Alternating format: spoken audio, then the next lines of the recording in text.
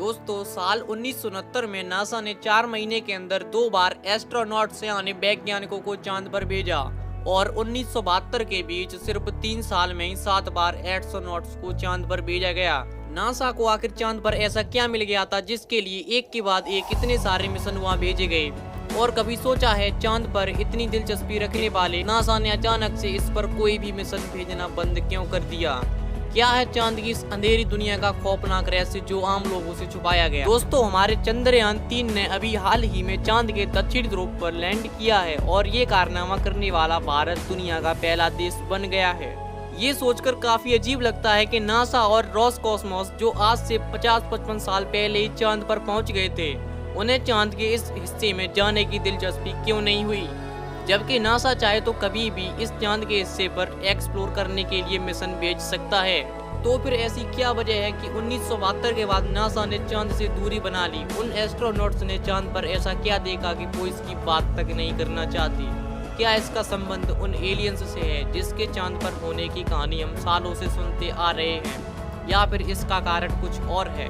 चलिए हम चांद की इस अंधेरी दुनिया का रहस्य जानते हैं, इसलिए इस वीडियो को देखते रहिए क्योंकि इस वीडियो में उस राज से पर्दा हटाने वाले हैं। दोस्तों 1969 में जब नासा ने अपने अपोलो 11 मिशन को पूरा किया और नील आर्मस्ट्रॉन्ग व बज एल्ड्रिन चांद पर कदम रखने वाले पहले इंसान बने, तो दुनिया भर में चांद पर इंसानों की बस्तियां बनाने की बात शुरू हो गई। आप में से काफी सारे लोगों ने अपने बचपन में इस तरह की बातों को जरूर सुना होगा कि इंसान अब चांद पर बसने जा रहे हैं, वहाँ जमीन बेची जाएगी, पृथ्वी की तरह ही प्लॉटिंग होगी, साथ ही चांद इंसानों का दूसरा घर बन जाएगा। लेकिन आज इस तरह की बातें हमें कहीं भी सुनने को नहीं मिलती हैं।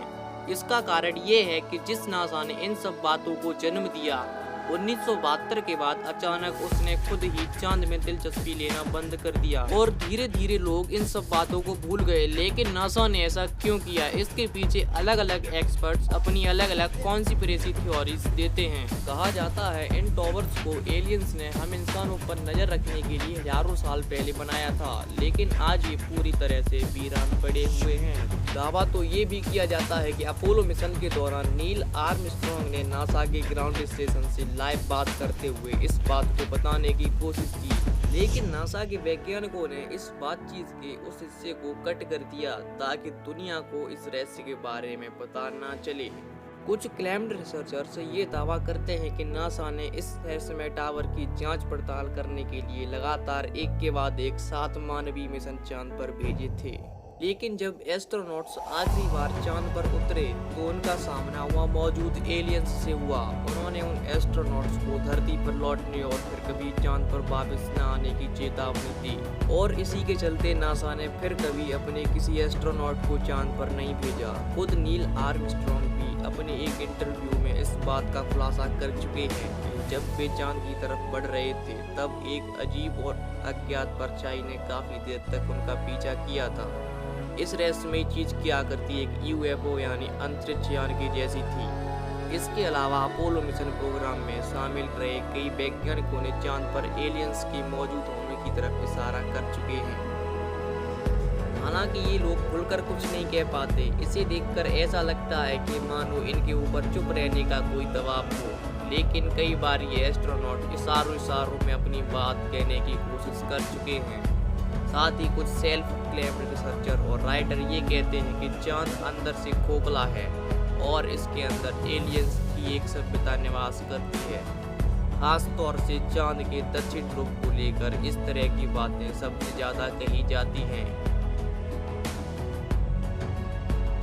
क्योंकि यहाँ हमेशा अंधेरा रहता है और इस एरिया में इतने बड़े बड़े गड्ढे हैं कि इनके अंदर पूरा शहर समा जाए। आपको बता दें यहाँ मौजूद एटिकन बेसिन नाम का एक गड्ढा सिर्फ चांद ही नहीं बल्कि पूरे सोलर सिस्टम का सबसे बड़ा गड्ढा माना जाता है। इस गड्ढे का व्यास 2500 सारी और गहराई 8 का ये मानना है कि इस अंधेरे गड्ढे में एलियंस हो सकते हैं।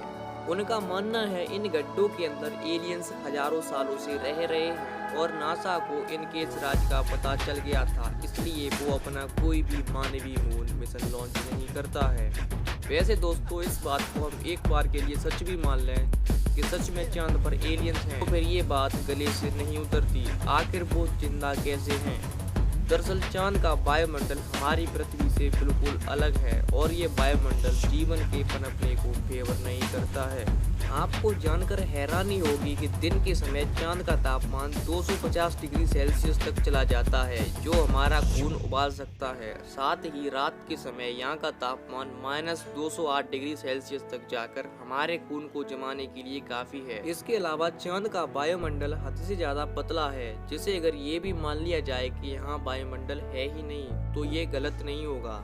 ऐसे हालातों में कोई भी प्राणी कैसे जीवित रह सकता है, और अगर सच में चांद पर एलियन रहते हैं तो वो हमसे कहीं ज्यादा ताकतवर हैं और खतरनाक, क्योंकि जिन हालातों में इंसान एक पल भी सरवाइव नहीं कर सकता, वहाँ रहने वाले जीव यकीनन हमसे कई ज्यादा ताकतवर जरूर होंगे। दोस्तों, नासा से जब ये पूछा जाता है कि इतने लंबे समय से उन्होंने चांद पर कोई मानवीय मिशन क्यों नहीं भेजा, तो उनका जवाब होता है कि चांद पर खोजने जैसा कुछ है ही नहीं और वहाँ मिशन भेजना पैसे की बर्बादी है। हैरानी की बात भी होती है कि 2008 में जब भारत ने अपना पहला मून मिशन चंद्रयान पर लॉन्च किया, तब दुनिया को ये पता चला कि चांद पर पानी मौजूद है, जबकि भारत के इस मिशन में लैंडिंग शामिल नहीं थी। यानी हमारे चंद्रयान ने चांद के ऑर्बिट में घूमते हुए ही इसकी सतह पर पानी की खोज कर ली थी, जबकि नासा अपने एस्ट्रोनॉट को चांद पर उतार कर भी पता नहीं लगा पाया। और बहुत से लोग कहते हैं कि नासा को चांद पर पानी होने की बात बहुत पहले से ही पता चल गई थी, लेकिन उन्होंने दुनिया से इस बात को जानबूझकर छुपाया था ताकि लोगों को यकीन हो जाए चांद पर खोजने लायक कुछ नहीं है और उन्हें इसमें कोई दिलचस्पी न रहे। अगर ये बात सच है तो एक सवाल ये उठता है कि नासा आखिर इन सब चीजों को लोगों से क्यों छुपा रहा है? उसके ऊपर ऐसा क्या दबाव है या उसकी ऐसी कौन सी मजबूरी है जो लोगों को इसके बारे में कुछ नहीं बता सकता, जिसका जवाब किसी के पास नहीं है। बहुत से एक्सपर्ट तो यह तक दावा करते हैं कि नासा 1960 से ही चांद पर मौजूद एलियंस के संपर्क में है और उनकी उन एलियंस से बात होती है और उन्हीं ने ही शायद नासा को उनका राज खोलने से मना किया हुआ है। लेकिन इससे पहले कि आप लोग इस मुद्दे को लेकर किसी निष्कर्ष पर पहुंचे, हम आपको बता दें कि आज की इस वीडियो में एलियन और उनसे रिलेटेड जितनी बातें बता रहे हैं वो सब कॉन्स्पिरेसी थ्योरी पर आधारित हैं, और इसका मतलब ये है कि लोगों ने तर्क देने के लिए ये बातें तो कही हैं, लेकिन इन्हें सच साबित करने के लिए इनके पास कोई सबूत नहीं है। इसलिए इस मामले पर यकीनी तौर पर कुछ भी कहना नामुमकिन है। हाँ, लेकिन इतना जरूर है, 60 सालों में चांद को लेकर नासा का जो अजीब रवैया रहा है वो सवाल जरूर खड़े करता है, और इन सवालों के जवाब हमें कब मिल पाएंगे इस पर कुछ भी नहीं कहा जा सकता। बाकी हमारी आज की वीडियो में इतना ही। वीडियो अच्छी लगी हो तो इसे लाइक करें, शेयर करें और चैनल को सब्सक्राइब कर लें।